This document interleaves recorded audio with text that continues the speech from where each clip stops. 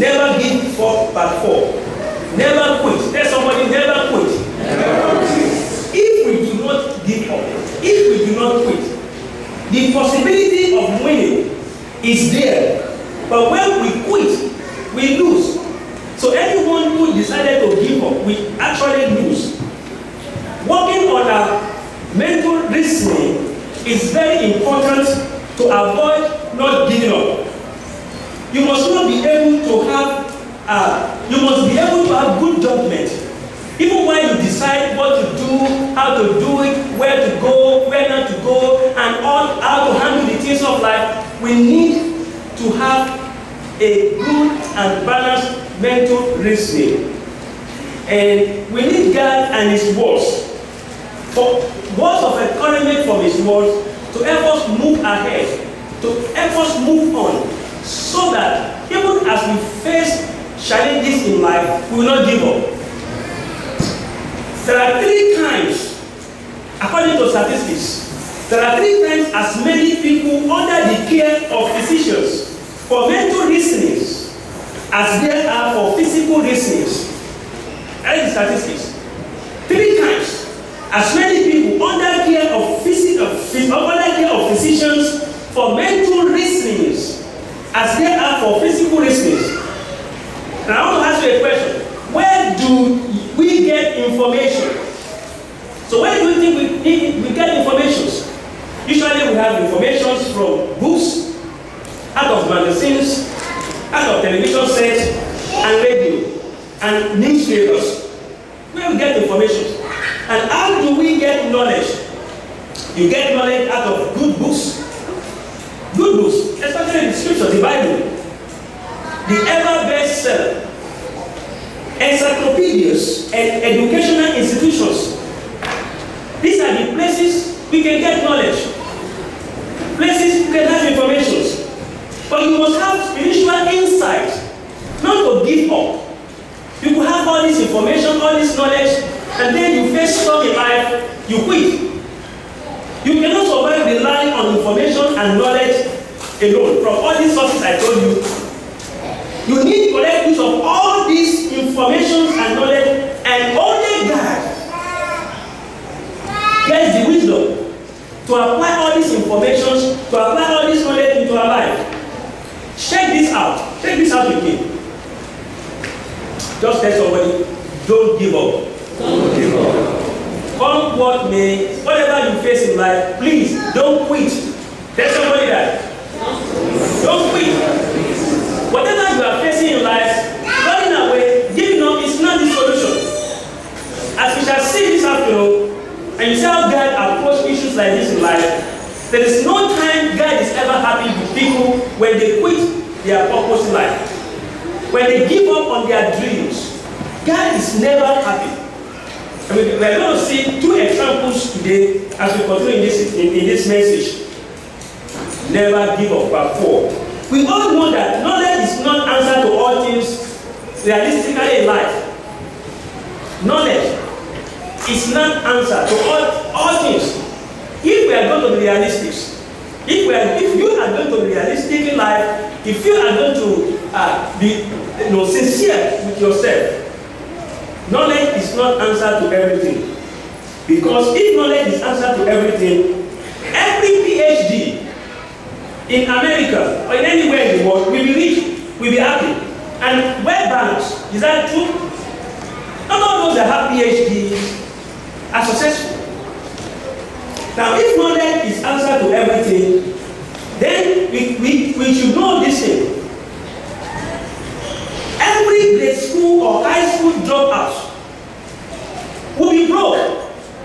If knowledge is answer to everything, will be broke and miserable in life. And you know that this is not the case. Not all high school dropouts, not all primary school or grade school dropouts are broke or are miserable in life. No.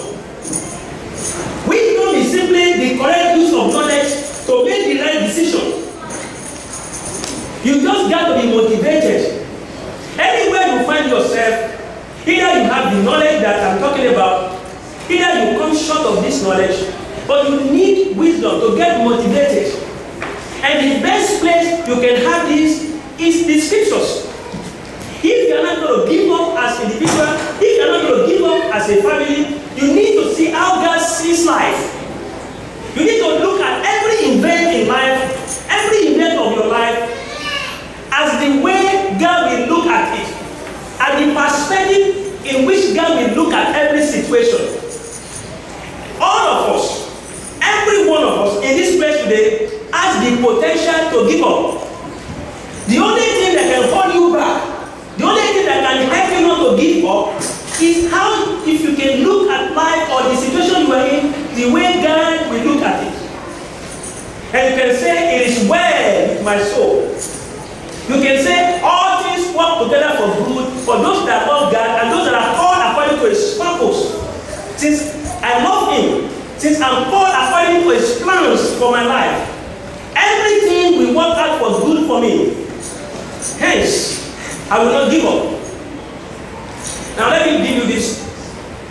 I read this from The Winner's Edge. Dennis Whitley. The Winner's Edge. Dennis Whitley. 10 action reminders for staying motivated. I'm not going to go through the 10. I'm just going through some of them. Some action that can help you. A reminder. Something that can help you to get motivated. Something that can help you to keep carrying on. To keep moving. To keep heading at your goal. To keep working on your project. Not to give up on the core of your college. The first one is this. Say the best way to remain optimistic is to associate with optimists. Those that are optimists like you. Those who are positive like you. Love of the group. See the company of good people. This is added. This is not from this book. This is added. See the company of good people. If you share their company, you will also share their value.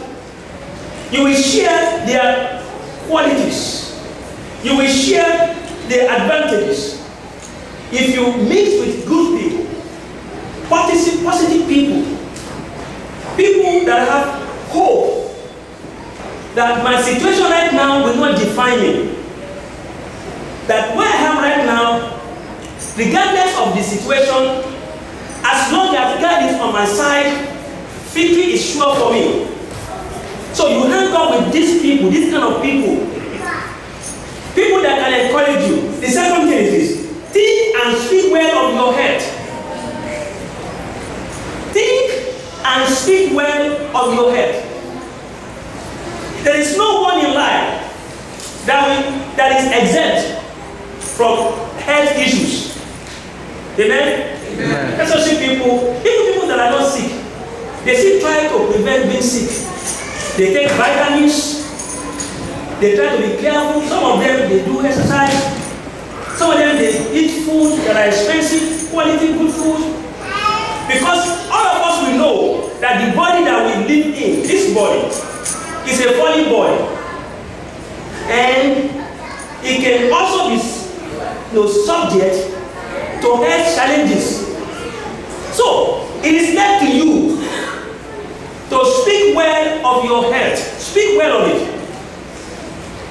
Don't speak negatively on your health. No matter the status of your health, work at it. Look at what Apostle John wrote to Gaius, beloved Gaius. He said, beloved, I wish above all things that thou mayest prosper and be in health, even as thy soul prospereth. King James Version. That you might prosper, you might be in good health, even as thy soul prospereth, as thy soul prospers. Speak well of your health. Think and speak well of your health. Listen to this. This was taken from Encourage Me by Charles Swindoll. He says, your adversary will love you to assume the worst about your situation. Your enemies, are you listening to me, brethren? Your enemies will love to see you in a very worse situation. I'm having that. And continue what he said. He will enjoy seeing you if a sign and resign yourself to feelings of depression. Your enemies will want that. That is the purpose of enemy. To make you dwell on your situation and get you depressed on your situation. However, it's been my experience that when God is involved, anything can happen. Amen? Amen. The one who directed that stone in between Goliath's eyes and split the Red Sea down the middle and leveled that wall around Jericho and brought his son back from beyond takes delight in mixing up the odds as he alters the inevitable and bypasses the impossible. God the Almighty was talking about here. The great songwriter Fanny Crosby put it another way. Chords that were broken will vibrate once more. Amen. Amen. Chords that were broken can still be repaired and vibrate again and bring good melody. Whatever you are facing now, you can see arise and shine. Amen. Amen. Whatever is your situation, you can see come out of it and excel. Do not give up. Even while the stage you are in is highly challenging, while the stage you are in is highly discouraging, do not just give up. Your day of celebration is coming. Amen. Amen. Your day of victory is coming. Amen. It's a matter of time. It is not permanent. Number 3. Wake up happy. Tell somebody, wake up happy. Wake up happy. Begin your day with prayer and the reading of God's word. Tell somebody that. Let that be your habit. Let that be your attitude. Begin the day with prayers and the reading of God's words. Words of encouragement, words of life. So that as you move through the day, already you are empowered to see the day through. Do that. Let that be your habit. Number 4. Use positive self-talk from morning to bedtime. This will help you not to give up. Positive word talk. Positively. Speak positively. Don't speak negative about your situation. Don't talk yourself down. If anybody is talking you down, come on, give a space. Draw a line. Amen? Amen. Be encouraged. Don't give up. If you can do this, if you can use positive self-talk from morning to bedtime, things like this one, like this example you put here, things usually work out. Say that to somebody. Things usually work out. Even when it looks like this, if you work out for good, tell somebody that. Another one you can use. I expect a great year this year. You can say that to yourself. I expect a great week. I expect a great day. I expect a great month. Amen. When God is in it, greater is a small beginning. Even when it looks as if it's going to die, when God is in it, God of resurrection can turn anything around. Just get God into your situation. Amen. Let you get involved in your situation. Another word you can use for yourself. Next time I will do better. You can say that to yourself. Next time I will do what? Better. I will do better. It can look like this today, but guess what? Next time it will be better than this. Amen. Not that. No, I'm not going to do this again. I'm not going to give it another try. No, it's not me. No, it's not me. It's not me. My kids can do that. My husband can go ahead. You don't speak that to yourself. You say to yourself, next time I can do better. Next time I can make it. Next time is well. Amen. Amen. Another one is this.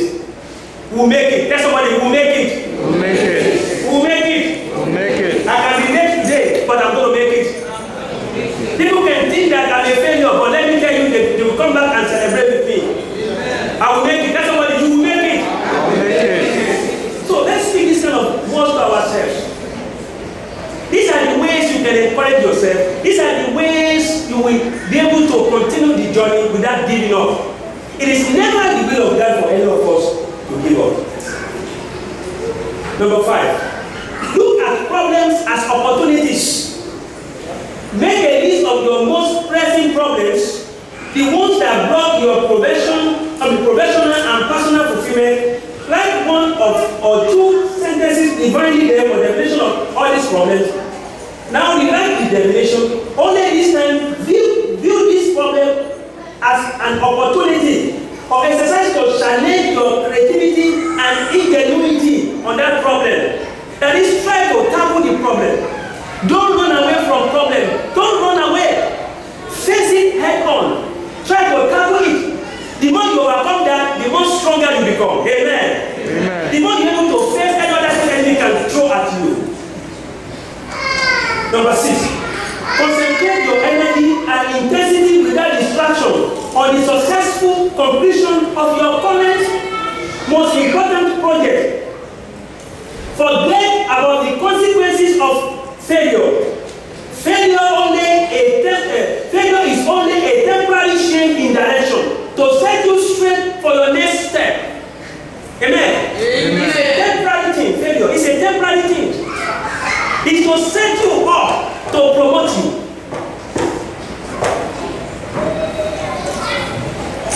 I will let me just say this final one. You see some stories in the Bible, and we conclude and go to the next thing.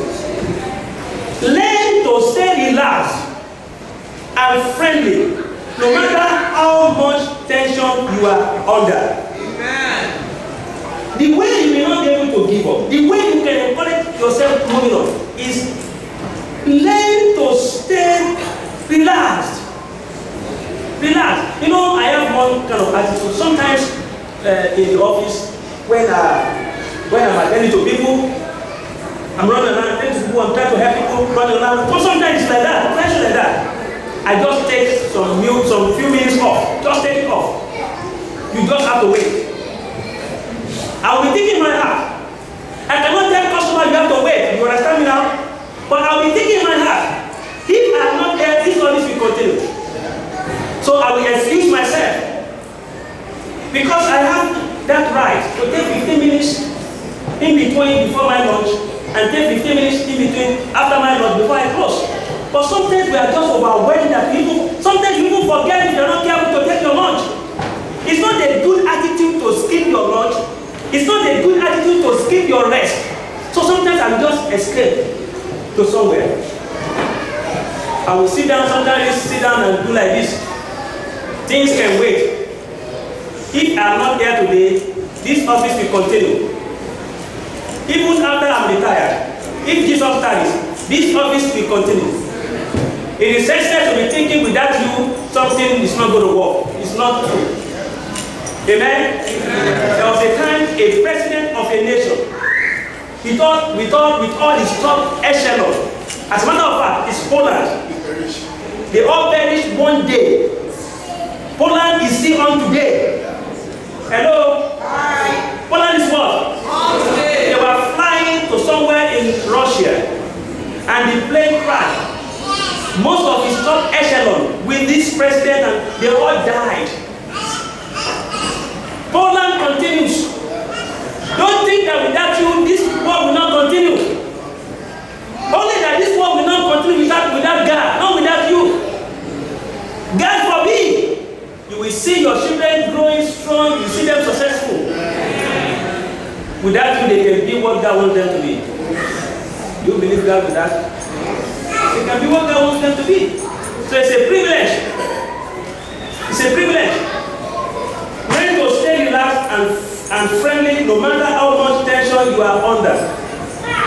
No matter how you are pressing, don't give up. Just stay back, relax, and then continue the race.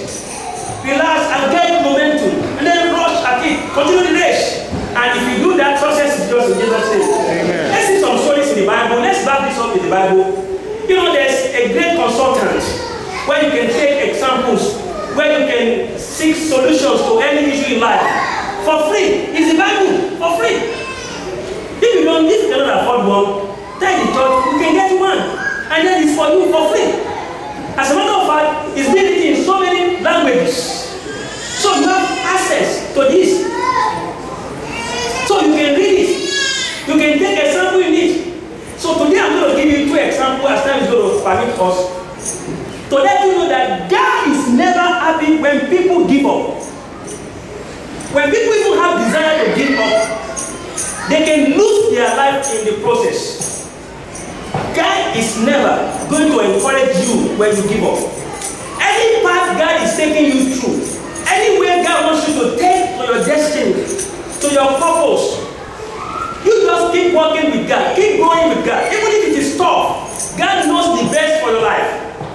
That choice that God is giving you is ideal will and is perfect will for you.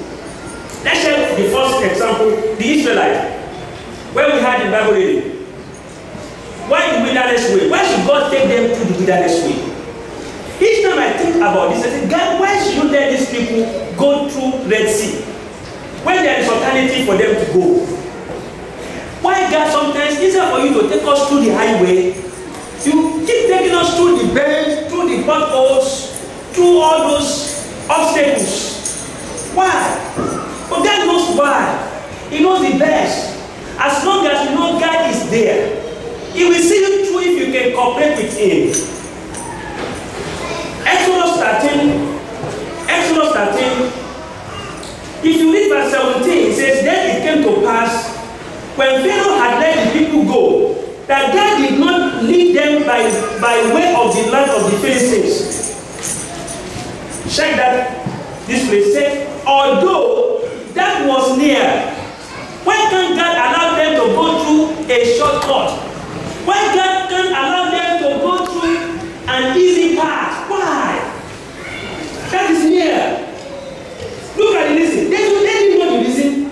But God knows the reason. Look at what God said. For God said, let perhaps the people change their minds when they see war and return to Egypt. So God let the people around by way of the wilderness of the Red Sea, and the children of Israel went up in other lands out of the land of Egypt. And Moses took the bones of Joseph with him, for he has placed it. Verse 20. So they took their journey from Succoth and camped in the edge of the wilderness. And the Lord went before them by the day in a pillar of cloud to lead them the way, and by night in a pillar of fire to give them light, so as to go by day and night. He did not take away the pillar of cloud by day or the pillar of fire by night from before the people. He led them through hard path, through the wilderness, because he did not want them to give up. He did not want them to return when they face challenges, when they face obstacles. God does not want them to go back. If you are stubborn, you better not be stubborn. God is going to give you tough times. God is going to shake you. He's going to grind you. He's going to remind you. But if you have a simple heart, God is going to take it easy with you. There are people that are very stubborn. If God takes it easy with them, they will not fulfill their purpose. They will not fulfill their destiny. So God is going to be hard on them. God is going to be tough with them so that they can achieve in life. So, what is your stuff? What are you made of? If you are the type that want to go back easily, watch out. The Lord is going to deal with you strongly. Because He doesn't want you to do what? To give up. God wants you to continue the race, even until the end. So, look at verse 10. If you go to Exodus 14. Exodus 14, verse 10. So the Pharaoh drew near and the host near these people as they are going through the Red Sea, the path of the wilderness.